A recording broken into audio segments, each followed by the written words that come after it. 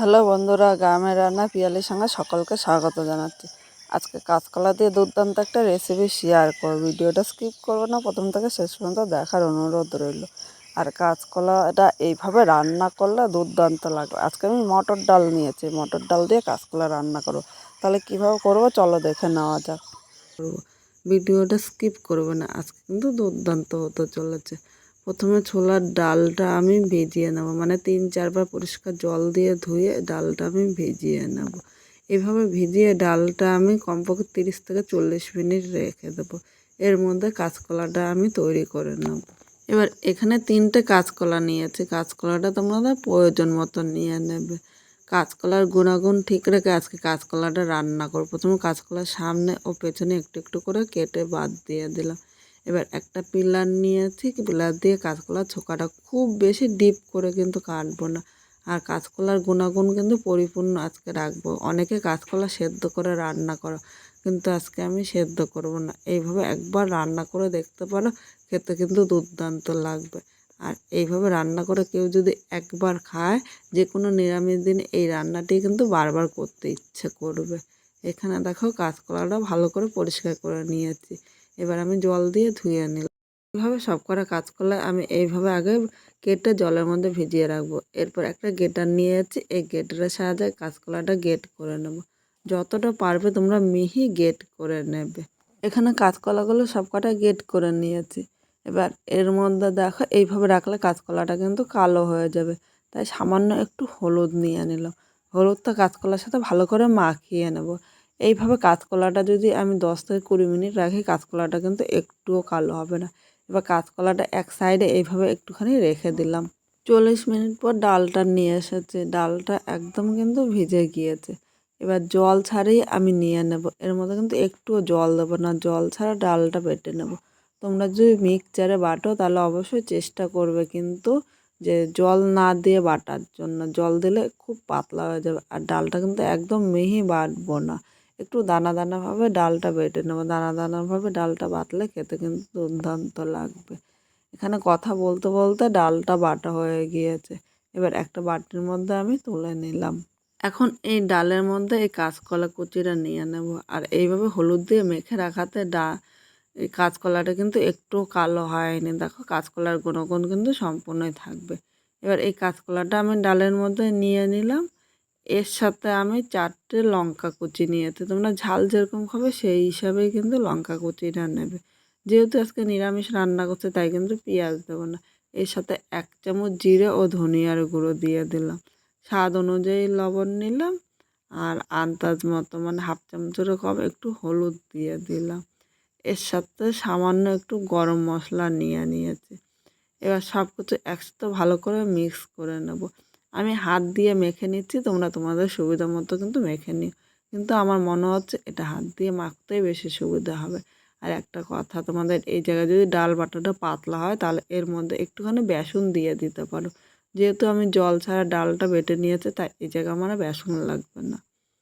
এখানে দেখো ডাল বাটাটা একদম ভালো করে মেখে নিয়েছি। এবার আমি এটা হাতের সাহায্যে এরকম বলের মতো করে নিলাম।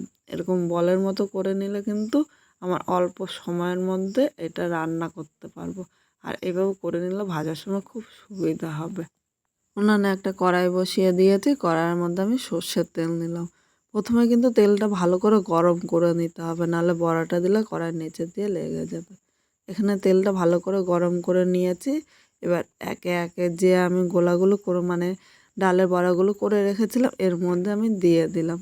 এখন মিডিয়াম আগুন দিতে হবে, খুব জোরে কিন্তু আগুন দেওয়া যাবে না। আর মিডিয়াম আগুনে এই বড়াগুলো ভেজে নিতে হবে, তাহলে ভেতরটা কিন্তু খুব সুন্দরভাবে ভাজা হবে। খুব জোরে দিলে উপর দিয়ে ভাজা হবে, ভেতর দিয়ে কাঁচা থাকবে, তখন খেতে একদম ভালো লাগবে না। এখানে দেখো বাকি বড়াগুলো কিন্তু আমি আর একবার ভাজবো, মানে একসাথে এতগুলো বড়া ভাজতে গেলে ভেঙে যাবে। এবার এইগুলো একটুখানি খুন্তির সাহায্যে হালকা হাতে একটু নেড়ে চেড়ে নেব। এই বড়াগুলো আমি 5 থেকে 6 মিনিট মিডিয়াম আগুনে একটু সময় ধরে ভেজে নেব।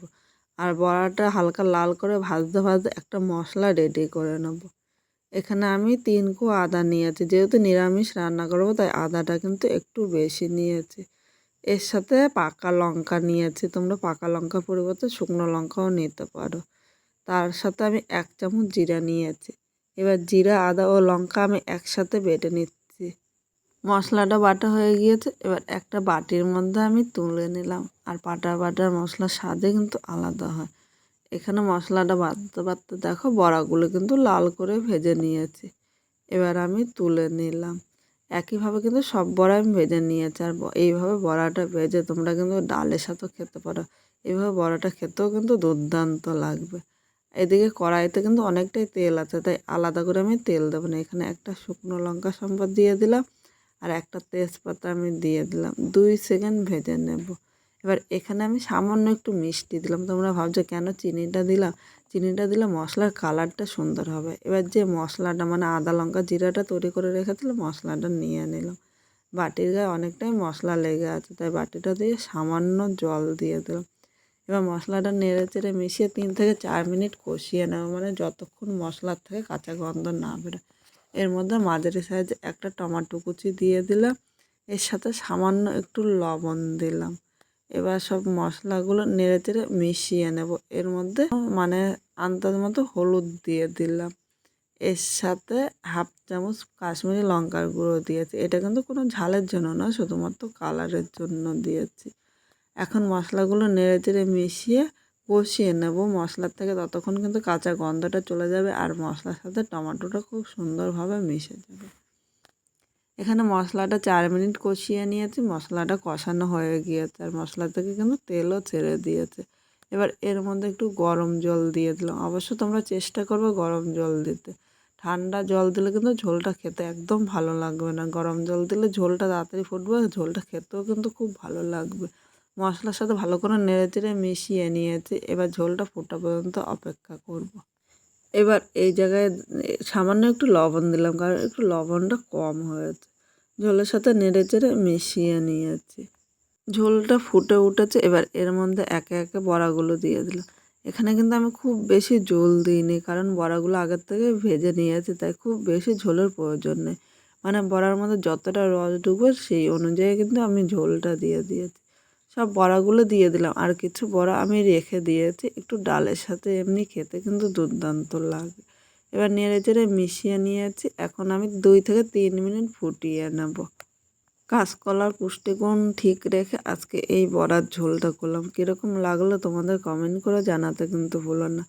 নতুন কোনো বন্ধু যদি আমার এই ভিডিওটি দেখতে আসে, ভালো লাগলে একটা লাইক শেয়ার কমেন্ট করে সাবস্ক্রাইব করে পাশে থাকো, যাতে এরকম আরও নতুন নতুন ভিডিও আপলোড করলে সবার আগে নোটিফিকেশান আপনার কাছে পৌঁছে যায়। এখানে ঝোলটা হয়ে গিয়েছে। এবার নামানোর আগে একটু গরম মশলা ছড়িয়ে দিলাম।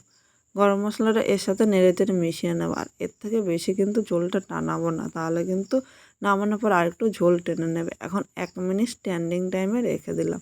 1 মিনিট পাত্রের মধ্যে নামিয়ে নিয়েছি। এভাবে গরম গরম ভাত বা রুটি পরোটা দুটোর সাথে দুর্দান্ত লাগবে। পুরো ভিডিওটা দেখার জন্য তোমাদের অসংখ্য ধন্যবাদ।